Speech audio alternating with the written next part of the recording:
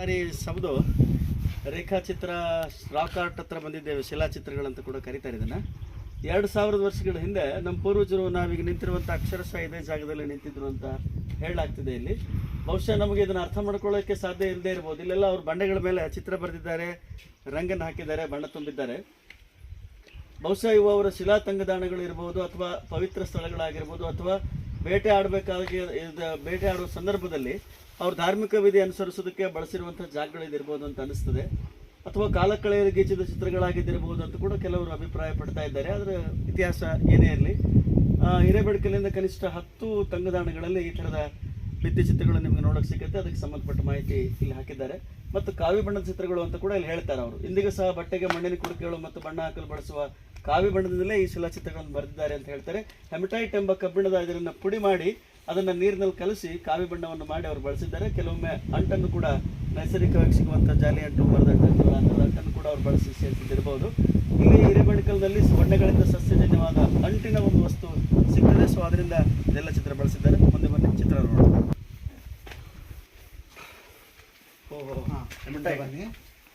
ಹೆಮಟೈಟಾ ಇದು? ನೋಡ್ರಿ ನಾ ಕೊಡ್ತೀನಿ, ನಿಮ್ಗೆ ಇಂಟ್ರೊಡಕ್ಷನ್ ಕೊಡ್ತೀನಿ. ಇಲ್ಲ ಅಲ್ಲಿ ನಾನು ಕೊಡ್ತೀನಿ ಸರ್, ನೀವು ಇಲ್ಲೇ ಕೊಟ್ಬಿಡಿ. ಗೆಳೆಯರೇ, ರೇಖಾಚಿತ್ರವನ್ನು ನಾವೀಗ ನೋಡ್ತಾ ಇದ್ದೀವಿ. ಬಹುಶಃ ಇವು ನೋಡ್ತಾ ಇದ್ರೆ ಮಕ್ಕಳು ಪೇಂಟ್ ಮಾಡೋ ನೃತ್ಯ ಮಾಡೋ ಥರ, ಅಥವಾ ಪ್ರಾಣಿಗಳ ಮೇಲೆ ಕೂತಿರೋ ಥರ, ಕುದುರೆ ಸವಾರಿ, ಆ ಥರದ್ದೆಲ್ಲ ಚಿತ್ರಗಳಿದೆ. ಹೆಚ್ಚಿನ ಮಾಹಿತಿಯನ್ನು ಇತಿಹಾಸ ಪ್ರಾಧ್ಯಾಪಕರಾದಂಥ ಕೀರ್ತಿಗೌಡರು ನಿಮಗೆ ಸಿಗ್ತಾರೆ. ನಿರೀಕ್ಷೆಯಲ್ಲಿರ್ಬೇಕು ನೀವು. ಅವರು ಸಾಮಾನ್ಯವಾಗಿ ಇದ್ರ ಬಗ್ಗೆ ವಿವರವಾಗಿ ಹೇಳ್ತಾರೆ.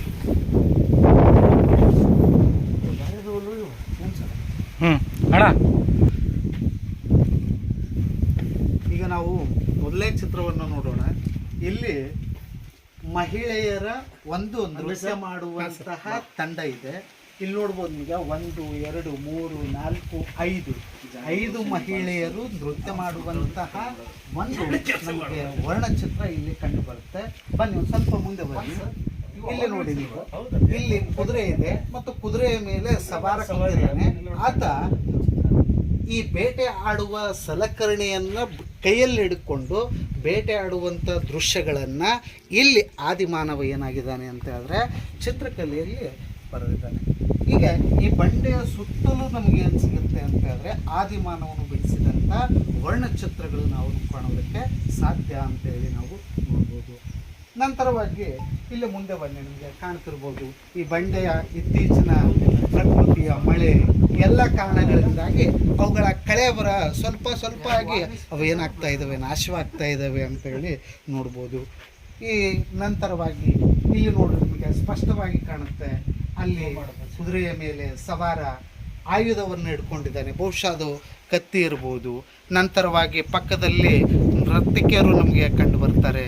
ಹೀಗೆ ಈ ಒಂದು ವರ್ಣಚಿತ್ರವನ್ನು ನಾವು ಈ ಬಂಡೆಯ ಸುತ್ತಲೂ ಅಂಥ ವಾರ್ನಿಷ್ಗಳನ್ನು ನಾವು ಪ್ರತಿ ವರ್ಷ ಅದನ್ನು ಮರು ಲೇಪನ ಮಾಡದೆ ಹೋದರೆ ಬಹುಶಃ ಮಾಸ್ ಹೋಗ್ತವೆ. ಮತ್ತೊಂದು ನಮಗೆ ಪೇಂಟ್ ಹಚ್ಚಿ ತುಂಬ ದಿನ ಆಗಿಬಿಡ್ತಲ್ಲ ಅಂತ ಅನ್ಸೋಕ್ಕೆ ಶುರುವಾಗುತ್ತೆ. ಆದರೆ 3000 ವರ್ಷಗಳ ಹಿಂದೆ ಇರುವಂಥ ಈ ಚಿತ್ರಗಳನ್ನು ನೋಡಿದ್ರೆ 3000 ಮಳೆಗೆ ಎಂಥ ಬಿರುಗಾಳಿಯನ್ನು, ಎಂಥ ಮಳೆಯನ್ನು, ಎಂಥ ಗಾಳಿಯನ್ನು, ಎಂಥ ಚಳಿಯನ್ನು ಈ ಬಂಡೆ ಎದುರಿಸಿದ್ರು ಕೂಡ ಅದ್ರ ಮೇಲಿನ ಚಿತ್ರ ಒಂದು ಎಳೆ ಬದಲಾಗಿಲ್ಲ ಅಂದರೆ ಆದಿಮಾನವನ ತಲೆ, ಆತನ ಕಲೆ ಎಷ್ಟು ಶಕ್ತಿಶಾಲಿ ಅನ್ನೋದ್ರಿಂದ ಅರಿವಿಗೆ ಬರುತ್ತೆ. ಇದ್ರ ಮುಂದೆ ಯಾವ ವಾರ್ನಿಸು ಏನು ಕೆಲಸ ಮಾಡೋದಿಲ್ಲ ಅಂತ ಅನಿಸೋದು ಚಿತ್ರ ನೋಡಿದಾಗ ನಮಗೆ ಮೂಡಿದ ಭಾವನೆ. ಧನ್ಯವಾದ.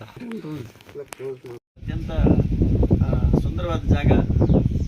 ಹತ್ತೋದಕ್ಕೆ ಕಷ್ಟ ಆದರೂ ಕೂಡ ಒಮ್ಮೆ ಹತ್ತದ ಮೇಲೆ ಎಲ್ಲ ಖುಷಿಯನ್ನು, ಎಲ್ಲ ತ್ರಾಸನ್ನು ಮರೆತು ನಿಮಗೆ ಖುಷಿ ಕೊಡುವಂಥ ಜಾಗ. ದಯಮಾಡಿ ಬಿಡು ಮಾಡಿಕೊಂಡು ಬರಬೇಕು.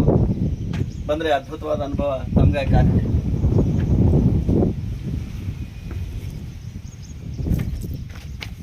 ರೇಖಾಚಿತ್ರಗಳನ್ನು ನೀವೀಗ ನೋಡ್ತಾ ಇದ್ದೀರಿ. ತುಂಬ ಹತ್ತಿರದಿಂದ ಗೆಳೆಯರು, ಅರ್ಥಶಾಸ್ತ್ರಕ್ಕೆ ಉಪನ್ಯಾಸಕರು ರವಿ ಸುಣ್ಗಾರ್ ತುಂಬ ಆಸಕ್ತಿಯಿಂದ ವಿಡಿಯೋ ಮಾಡ್ತಾ ಇದ್ದಾರೆ. ಎಲ್ಲ ಗೆಳೆಯರು ಕೂಡ ಹೊಟ್ಟೆ ತುಂಬ ಹಸ್ತರು. ಇತಿಹಾಸ ಊಟಕ್ಕೆ ಬಿಡ್ತಾ ಇಲ್ಲ.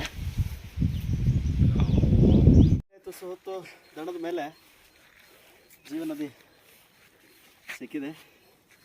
ನೀವೇ ನೋಡ್ತಾ ಇದ್ದೀರಿ. ಬಹಳ ಶುದ್ಧವಾದ ಪ್ರಾಕೃತಿಕ ಸಂಪತ್ತಿನ ಶುದ್ಧ ಜರಿ ನೋಡ್ತಾ ಇದ್ದೀರಿ. ಪಾಚಿಗೆಟ್ಟಿದೆ ನೋಡಿ, ಎಷ್ಟು ಸ್ವಚ್ಛವಾಗಿದೆ ನೀರು.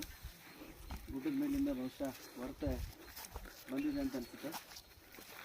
ಬನ್ನಿ, ಇನ್ನೊಂದು 20% ಅಂತಾರೆ, ನೋಡುವ.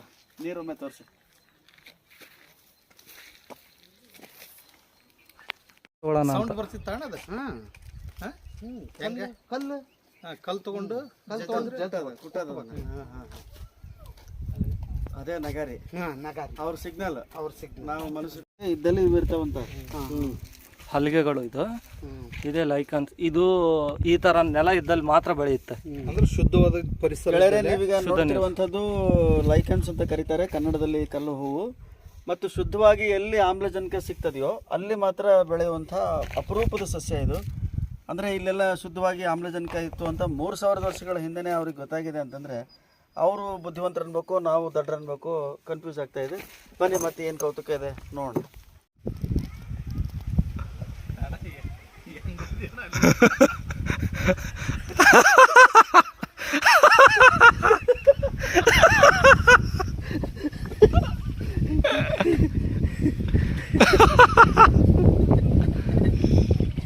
ಈಗ ಹೆಂಗೆ ಓದ್ಯೋಣ ಅಲ್ಲಿಗೆ ಬಿದ್ದಿದ್ದು ಹೆಂಗೆ ಬಿಡ್ಸೋಣ ಅಲ್ಲಿ ಅಲ್ಲಣ್ಣ. ನಾ ಅಲ್ಲಿ ನಿಂದಿರ್ತೀನಿ ಹೆಂಗೆ ಓದೋಣ ಅಂತ ಹೇಳಿದ್ರೆ ಒಬ್ರು ಅಂತೇಳಿ ಬೇಗ ಹೋಗ ಅಂದ್ರೆ ಜ್ಯೂಸ್ ಕುಡ್ದು ಹೋಗು, ಬಿದ್ದರೆ ತೇಲ್ತಿ. ಇದು 7up ಕುಡ್ದು ಹೋಗು. ಈಸ್ ಬರ್ತದೆ ನನಗೆ. ಉಂಡಿಂದ ಈಗ ಬೇಡ. ಹಾಂ ಇಟ್ಟೇನು ಸರ್. ನಾವಿವತ್ತು ಹಿರೇಬೆಣಕಲ್ ಬೆಟ್ಟದ ಮೇಲೆ ಮೌರ್ಯರ ಸಮಾಧಿಯ ಒಂದು ಇರುವಂತಹ ಒಂದು ಕೊಳ. ಇದು ಪವಿತ್ರ ಕೊಳ, ಸ್ನಾನದ ಕೊಳ, ಪವಿತ್ರ ಧಾರ್ಮಿಕ ಕ್ಷೇತ್ರಗಳಲ್ಲಿ ಬಳಸುತ್ತಿದ್ದಂಥ ಸ್ಥಳವಾಗಿರಬಹುದು ಅಂತ ಹೇಳಲಾಗುತ್ತೆ. ಯಾಕೆಂದ್ರೆ ಇಲ್ಲಿ ಸಾವಿರಾರು ವರ್ಷಗಳ ಹಿಂದೆ ಜನವಸತಿ ಇತ್ತು. ಇಲ್ಲಿ ಸುಮಾರು 400ಕ್ಕೂ ಹೆಚ್ಚು ಶಿಲಾ ಸಮಾಧಿಗಳು ಅಥವಾ ಮೌರ್ಯರ ಗುಹೆಗಳು ಮೌರ್ಯರ ಸಮಾಧಿಗಳು ನಮಗೆ ಕಂಡು ಬರ್ತವೆ. ಇಲ್ಲಿ ಅವರು ಸ್ನಾನದ ಒಂದು ಧಾರ್ಮಿಕ ಒಂದು ಸ್ಥಳವಾಗಿರ್ಬೋದು ಅಥವಾ ಒಂದು ಪುಣ್ಯಕ್ಷೇತ್ರದ ಸ್ನಾನಘಟ್ಟವಾಗಿರ್ಬೋದು ಅಂತ ನಮಗೆ ಕಂಡು ಬರುತ್ತೆ. ಯಾಕೆಂದರೆ ಬಹುಶಃ ನೀವು ನೋಡಿರ್ಬೋದು, ಒಂದು ವಿಶಾಲವಾದಂತಹ ಕೆರೆಯನ್ನು ನಾವು ಇವತ್ತು ನೋಡೋದಕ್ಕೆ ಸಾಧ್ಯ.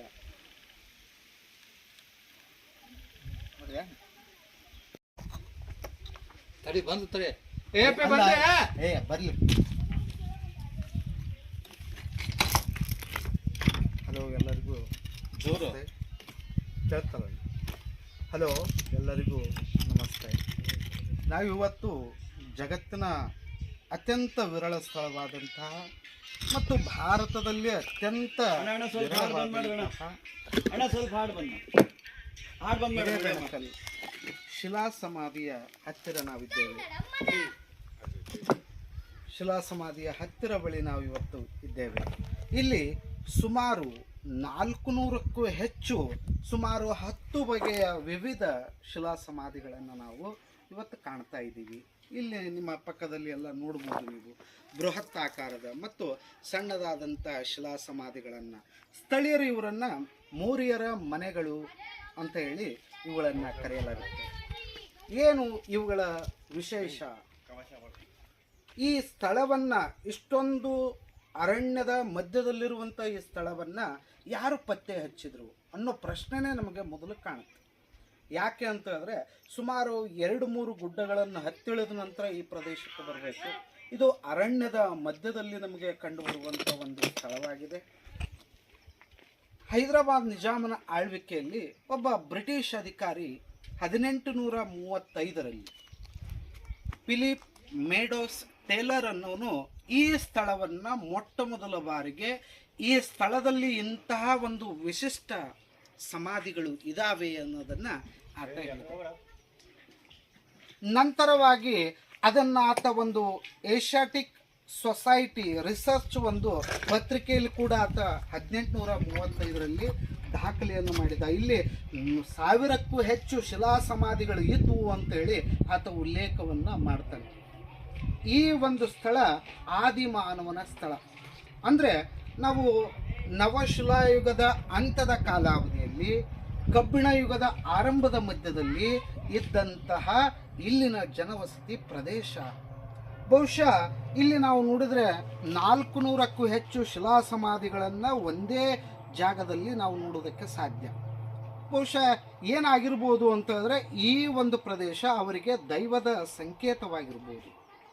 ಅಂದರೆ ಪವಿತ್ರದ ಭೂಮಿ ಅಥವಾ ಪವಿತ್ರದ ಒಂದು ಸ್ಥಳ ಆಗಿರ್ಬೋದು. ಹಾಗಾಗಿ ಇಲ್ಲಿ ಯಾರೇ ಆ ಬುಡಕಟ್ಟು ಸಮುದಾಯ ಇರ್ಬೋದು ಅಥವಾ ಆ ಶಿಲಾಯುಗದ ಮಾನವ ಮರಣವನ್ನು ಹೊಂದಿದ ನಂತರ ಇಲ್ಲಿ ಬಂದವರನ್ನ ಏನು ಮಾಡ್ತಾ ಇದ್ರು ಅಂತಂದರೆ ಆತನ ಕಾರ್ಯವನ್ನು ಮಾಡ್ತಾ ಇದ್ರು. ಇಲ್ಲಿ ನಾವು ನೋಡ್ಬೋದು, ಇಲ್ಲಿ ಶಿಲಾ ಸಮಾಧಿಗಳು ಇದ್ದಾವೆ. ಶಿಲಾ ಸಮಾಧಿಗಳಲ್ಲೇ ಈ ಒಂದು ಸ್ಥಳದಲ್ಲೇ ಸುಮಾರು 10ಕ್ಕೂ ಹೆಚ್ಚು ಶಿಲಾ ಸಮಾಧಿಗಳು ನಮಗೆ ಸಿಕ್ಕವು. 10ಕ್ಕೂ ಹೆಚ್ಚು ಶಿಲಾ ಸಮಾಧಿಗಳು. ಒಂದು ಶಿಲಾ ಸಮಾಧಿ ಬಗ್ಗೆ ನಿಮ್ಗೆ ಹೇಳ್ತೀನಿ. ಇಲ್ಲಿ ಶಿಲಾ ಸಮಾಧಿ ಇದೆ. 3 ಕಡೆಗೆ ಏನಿದೆ ಅಂತ ಹೇಳಿದ್ರೆ ನಮಗೆ ಕಲ್ಲಿನ ಹಾಸಿಗೆಗಳಿಂದ ನೆಟ್ಟಿದ್ದಾರೆ. ಮೇಲ್ಭಾಗದಲ್ಲಿ ನಮಗೆ ಕಲ್ಲಿನ ಚಪ್ಪಡಿಯನ್ನ ಇದೆ. ಅಂದ್ರೆ ಒಂದು ಭಾಗವನ್ನು ಏನ್ ಮಾಡಿದ್ದಾರೆ ಅಂತ ಹೇಳಿದ್ರೆ ಅವರು ಮುಕ್ತಗೊಳಿಸಿದ್ದಾರೆ. ಇದು ಒಂದು ಪ್ರಕಾರದ ಶಿಲಾ ಸಮಾಧಿ. ಈ ಒಳಭಾಗದಲ್ಲೇ ಆತನ ಒಂದು ಸಮಾಧಿಯನ್ನ ನಾವು ಕಾಣ್ತೀವಿ. ಪ್ರಮುಖವಾಗಿ ಈ ಸಮಾಧಿ ಒಳಗೆ ಆತನ ಇಲ್ಲಿ ಆತನ ದೇಹ, ಅಸ್ಥಿಪಂಜರ ಮತ್ತು ಆತನಿಗೆ ಸಂಬಂಧಪಟ್ಟಂತಹ ಒಂದು ಅವಶೇಷಗಳು, ಆತನು ಬಳಸ್ತಿದ್ದಂಥ ಮಡಿಕೆಗಳಾಗಿರ್ಬೋದು, ಆತನು ಬಳಸ್ತಿದ್ದಂಥ ಆಭರಣಗಳಾಗಿರ್ಬೋದು, ಇಂಥ ಆತನು ಬಳಸ್ತಿದ್ದಂಥ ಉಪಕರಣಗಳನ್ನು ಈ ಸಮಾಧಿ ಒಳಗಿಟ್ಟು ಅದನ್ನು ಅಲ್ಲಿ ಅವರ ಒಂದು ಕಾರ್ಯವನ್ನು ಮಾಡ್ತಾ ಇದ್ರು ಅಂತ ಹೇಳಿ ನಾವು ನೋಡ್ಬೋದು. ಮತ್ತೊಂದು ಶಿಲಾ ಸಮಾಧಿಯನ್ನು ನೋಡಿ ಇಲ್ಲಿ ನಿಮಗೆ ಕಾಣುತ್ತೆ. ಪ್ರಮುಖವಾಗಿ ಈ ಶಿಲಾ ಸಮಾಧಿಯು 4 ಕಡೆಗೆ ಏನಿದೆ ಅಂತ ಹೇಳಿದ್ರೆ ನಿಮಗೆ 4 ಬದಿಯಲ್ಲಿ ಕಲ್ಲಿನ ಹಾಸಿಗೆಯಿಂದ ತುಂಬಿದೆ. 4 ಬದಿ ನಮಗೆ ಕಲ್ಲಿನ ಹಾಸಿಗೆ ಕಂಡು ಬರುತ್ತೆ. ಮೇಲ್ಭಾಗದಲ್ಲಿ ನಮಗೆ ಕಲ್ಲಿನ ಚಪ್ಪಡಿ ಏನಾಗುತ್ತೆ ಅಂತ ಹೇಳಿದ್ರೆ ಕಂಡು ಬರುತ್ತೆ. ವಿಶೇಷವಾಗಿ ನಾವು ಇಲ್ಲೇ ಅನೇಕ ಪ್ರಕಾರದ ಸಮಾಧಿಗಳನ್ನು ಅಂದರೆ ಸುಮಾರು 6 ಮೀಟರ್ 7 ಮೀಟರ್ ಎತ್ತರವಾದಂತಹ ಶಿಲಾ ಸಮಾಧಿಗಳನ್ನು ನಾವು ನೋಡ್ಬೋದು. ನಂತರವಾಗಿ 1 ಮೀಟರ್ ಇರುವಂಥ ಶಿಲಾ ಸಮಾಧಿಗಳನ್ನು ನಾವು ನೋಡ್ಬೋದು. ಬಹುಶಃ ಎತ್ತರವಾಗಿರುವಂಥ ಶಿಲಾ ಸಮಾಧಿಗಳು ಇತಿಹಾಸಕಾರರ ಪ್ರಕಾರ ಇದು ಆ ಮುಖಂಡನ, ಆ ಒಂದು ಸಮುದಾಯದ ಮುಖಂಡರ ಒಂದು ಸಮಾಧಿಗಳಾಗಿರ್ಬೋದು. ನಾವು ಕೆಳಭಾಗಕ್ಕೆ ಹೋದಂತೆ ಜನಸಾಮಾನ್ಯರ ಅವು ಸಮಾಧಿಗಳಾಗಿದ್ವು ಅಂತ ಹೇಳಿ ಕೂಡ ನಾವು ಇಲ್ಲಿ ನೋಡ್ಬೋದು. ಇಲ್ಲಿ ಸುಮಾರು 4,000 ಈ ಒಂದು ಸ್ಥಳದಲ್ಲಿ ಅನೇಕ ಇತಿಹಾಸಕಾರರು ಏನು ಮಾಡಿದ್ದಾರೆ, ಉತ್ಖನನ ಮಾಡಿ ಈ ಸ್ಥಳದ ಬಗ್ಗೆ ಮಾಹಿತಿಯನ್ನು ನೀಡಿದ್ದಾರೆ. ಮೊದಲು ಈ ಸ್ಥಳವನ್ನು ಪರಿಚಯಿಸಿದ್ದು 1835ರಲ್ಲಿ. ನಂತರವಾಗಿ ಅಂತಂದರೆ 1944 ಮತ್ತು 48ರಲ್ಲಿ ಮಾರ್ಟಿಮಲ್ ವೀರಲ್ ಅನ್ನೋರು ಈ ಒಂದು ಸ್ಥಳವನ್ನು ಏನು ಮಾಡಿದರು ಅಂತಂದರೆ ಶೋಧನೆ ಮಾಡಿದರು. ಕರ್ನಾಟಕದವರಾದಂಥ ಸುಂದರವರಾಗಿರ್ಬೋದು ಮತ್ತು ಇವತ್ತಿನ ಸ್ಥಳೀಯರಾದಂಥ ಕೊಟ್ನೆಕಲ್ ಆಗಿರ್ಬೋದು, ನಂತರವಾಗಿ ಅಂತಂದರೆ ಶರಣಬಸಪ್ಪ ಕೋಳ್ಕರ್ ಆಗಿರ್ಬೋದು. ಹೀಗೆ ಈ ಒಂದು ಸ್ಥಳದ ಒಂದು ಪರಿಚಯಿಸುವಂಥ ಮತ್ತು ಇಲ್ಲಿನ ಬೃಹತ್ ಸಮಾಧಿಗಳನ್ನು ರಕ್ಷಣೆ ಮಾಡುವಂಥ ಕಾರ್ಯವನ್ನು ಸರ್ಕಾರದ ಮೇಲೆ ಒತ್ತಡವನ್ನು ತಂದು ಇವತ್ತು ಈ ಒಂದು ನೆಲ, ಈ ಒಂದು ಶಿಲಾ ಸಮಾಧಿ ನಮಗೆ ASIನ ಆಡಳಿತಕ್ಕೆ ಏನಾಗಿದೆ ಅಂತ ಹೇಳಿದ್ರೆ ಒಳಪಟ್ಟಿದೆ. 2023ರಲ್ಲಿ ಕರ್ನಾಟಕದ 7 ಅದ್ಭುತ ಸ್ಥಳಗಳಲ್ಲಿ ಹಿರೇಬೆಣಕಲ್ 1ನೇ ಸ್ಥಾನವನ್ನು ಪಡೆದಿತ್ತು. ಅದಲ್ಲದೆ ಜೊತೆಗೆ ಇದು ಯುನೆಸ್ಕೋ ತಾತ್ಕಾಲಿಕ ಪಟ್ಟಿಯಲ್ಲಿ ಕೂಡ ಏನಾಗಿದೆ ಅಂತ ಹೇಳಿದ್ರೆ ಇದು ಸ್ಥಾನವನ್ನು ಪಡೆದುಕೊಂಡಿದೆ.